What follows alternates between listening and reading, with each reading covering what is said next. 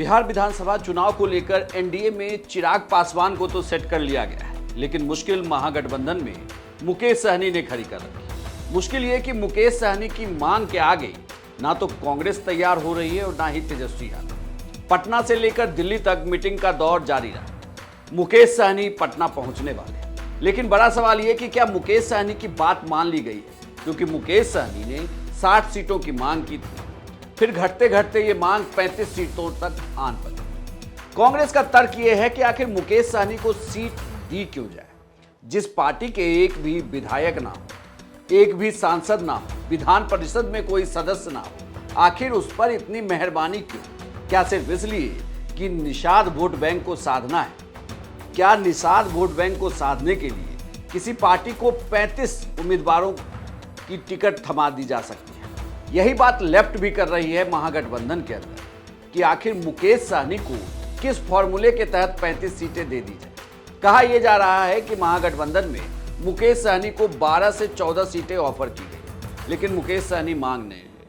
मुकेश सहनी की मांग ये भी रही है कि उप मुख्यमंत्री के पद का ऐलान कर दिया जाए, यानी कि कह दिया जाए कि बिहार विधानसभा चुनाव अगर महागठबंधन जीतती है तो उप मुख्यमंत्री मुकेश सहनी बनेंगे। इस मांग पर भी महागठबंधन के दूसरे सहयोगी दल तैयार नहीं। यही मुकेश सहनी फंस गए। कहा यह जा रहा है कि दिल्ली आए मुकेश सहनी की कोशिश ये भी रही कि एनडीए के बड़े नेताओं से उनकी मुलाकात हो जाए, मुलाकात होकर बात बन जाए, और जो दबाव लगातार महागठबंधन में मुकेश सहनी को लेकर ये चल रहा था कि मुकेश सहनी कभी भी एनडीए में जा सकते हैं, इस दबाव वाली राजनीति को मुकेश सहनी जारी रखना चाहते थे। कोशिश ये थी कि अगर एनडीए में जाने का डर बना रहेगा तो उनकी बात मान ली जाए, लेकिन यह भी कहा जा रहा है कि यह पूरा खेल तेजस्वी यादव ने इस तरीके से रचा कि इसमें एनडीए की तरफ से सीट शेयरिंग की घोषणा कर दी गई। 101 सीट पर बीजेपी, 101 सीट पर जेडीयू, 29 पर चिराग पासवान की पार्टी, 6 पर हम और 6 पर उपेंद्र कुशवाहा की पार्टी आरएलएम चुनाव लड़। ऐसे में अब सीटों की गुंजाइश बची नहीं है कि मुकेश सहनी को एनडीए अपने पास से टिकट दे दे। पिछली बार 2020 में 3 अक्टूबर के दिन जब महागठबंधन की प्रेस कॉन्फ्रेंस हो रही थी, उसी प्रेस कॉन्फ्रेंस में मुकेश सहनी उठकर चले आए थे, क्योंकि तब तेजस्वी यादव ने यह कहा था कि वीआईपी पार्टी को टिकट आरजेडी अपने हिस्से से देगी। इस बात की नाराजगी ऐसी थी कि मुकेश सहनी प्रेस कॉन्फ्रेंस से बाहर निकले और एनडीए में शामिल हो गए। एनडीए की तरफ से 11 सीटें उन्हें दी गई थी। 11 में से जीते थे सिर्फ 4। इस बार भी ये कहा जा रहा था कि लगातार एनडीए से टच में है, महागठबंधन से बात अगर बिगड़ गई तो एनडीए में वापसी होना तो संभव।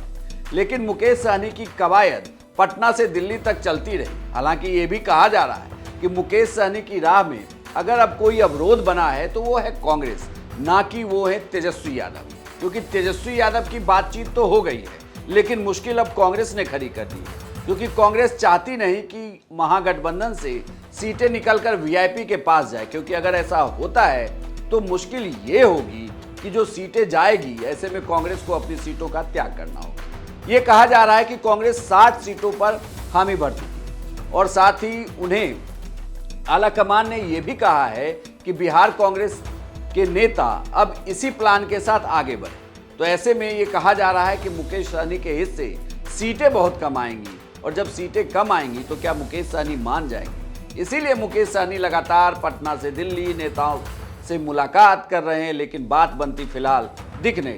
कयास ये जरूर लगाए जा रहे हैं कि एनडीए में वापसी हो सकती है, क्योंकि एनडीए के अंदर भी अभी तक प्रेस कॉन्फ्रेंस नहीं की गई।